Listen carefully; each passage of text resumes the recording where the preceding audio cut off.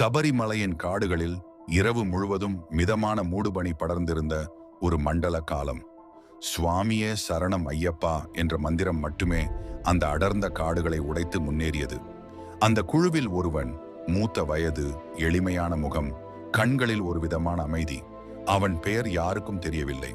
ஆனால் நடந்து கொண்ட விதம் மட்டும் வேறுபட்டது. அந்த இரவில் மலையிலிருந்து இறங்கும் பாதையில் திடீரென கனமழை.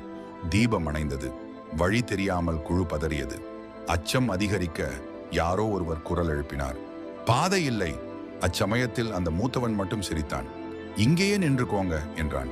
அவன் கையில் இருந்த சிறிய இருமுடியை திறந்து ஒரு சிறிய விளக்கை எடுத்து ஏற்றினான். காற்று பலமாக வீசியும் அந்த விளக்கு அணையவில்லை. அந்த ஒளி ஒரே கோட்டில் முன்னேறத் தொடங்கியது. அனைவரும் அதை பின்தொடர்ந்தனர். விசித்திரமாக அந்த ஒளி காட்டிய வழி முழுக்க மண், மென்மையாக, கற்கள் இல்லாமல், கால்கள் சோராதபடி இருந்தது. சில நிமிடங்களில் மழையும் நின்றது. மூடுபனியும் விலகியது.